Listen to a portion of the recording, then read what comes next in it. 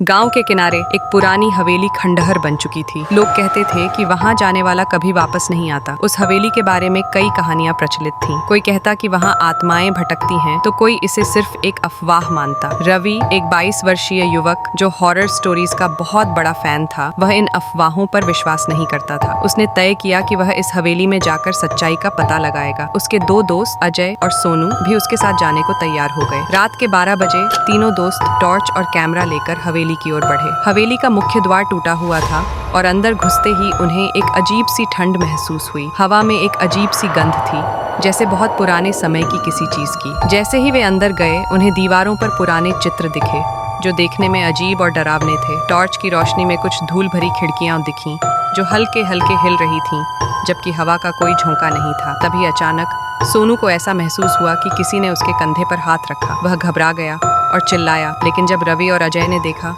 तो वहाँ कोई नहीं था। शायद तुम्हारा भ्रम होगा, अजय ने कहा। वे आगे बढ़े और एक बड़े हॉल में पहुंचे, जहाँ एक पुरानी लकड़ी की मेज और कुछ टूटी फूटी कुर्सियां थीं। जैसे ही वे हॉल में पहुंचे, अचानक दरवाजा अपने आप जोर से बंद हो गया। सभी का दिल जोरों से धड़कने लगा। अचानक एक फीकी आवाज आई, तुम यहाँ क्यों आए हो? रवि ने हिम्मत दिखाते हुए कहा, कौन हो तुम? हम सिर्फ यहाँ सच जानने आए हैं। कोई जवाब नहीं आया। फिर अचानक कमरे की दीवारों पर परछाइयां नजर आने लगी, जो बिना किसी रोशनी के खुद ही हिल रही थीं। अचानक सोनू जोर से गिर पड़ा और उसके चेहरे पर डर साफ झलक रहा था। वह कांपते हुए बोला, मुझे महसूस हो रहा है कि कोई हमारे बहुत पास है, कोई हमें देख रहा है। उसी समय कैमरा अपने आप ऑन हो गया और स्क्रीन पर एक डरावना चेहरा दिखने लगा। उसकी आंखें बिल्कुल सफेद थीं और उसका चेहरा खून से सना हुआ था। भागो! अजय चिल्लाया और दरवाजे की तरफ भागा, लेकिन दरवाजा अंदर से बंद हो चुका था। तभी हवेली में एक जोरदार आवाज गूंजी, कोई भी इस जगह को छोड़कर नहीं जा सकता। रवि ने घबराकर दीवार पर लगी पुरानी किताबों को देखा। उन पर धूल जमी थी, लेकिन एक किताब पर लिखा था, शापित आत्मा की दास्तान। जब उसने किताब खोली तो उसे पता चला कि यह हवेली किसी राजा की थी,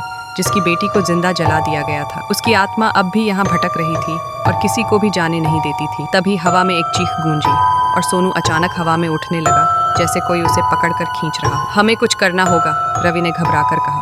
कहीं लिखा था कि आत्मा को शांति तब मिलेगी जब कोई उसकी कहानी सुनेगा और दुनिया को बताएगा, अजय ने जल्दी से कहा। रवि ने हिम्मत जुटाकर जोर से कहा, हम तुम्हारी कहानी दुनिया तक पहुंचाएंगे ताकि तुम्हारी आत्मा को मुक्ति मिल सके। तभी हवेली में सब कुछ शांत हो गया। सोनू नीचे गिरा और दरवाजा अपने आप खुल गया। तीनों दोस्त भागते हुए बाहर आए और सीधा अपने घर पहुंचे। रवि ने इस घटना का वीडियो बनाकर यूट्यूब पर डालने का फैसला किया, ताकि लोग इस कहानी को जान सकें। अगर आप ऐसी ही डरावनी कहानियां सुनना चाहते हैं तो the fact word YouTube channel को सब्सक्राइब, लाइक और शेयर करें। जब वीडियो अपलोड हुआ तो रात को रवि के कमरे में उसका लैपटॉप अपने आप ऑन हो गया। स्क्रीन पर एक अजीब मैसेज दिखा, तुमने मेरी कहानी दुनिया को बता दी, लेकिन क्या तुमने सोचा कि अब मेरी जगह कौन लेगा? रवि का दिल धड़क उठा।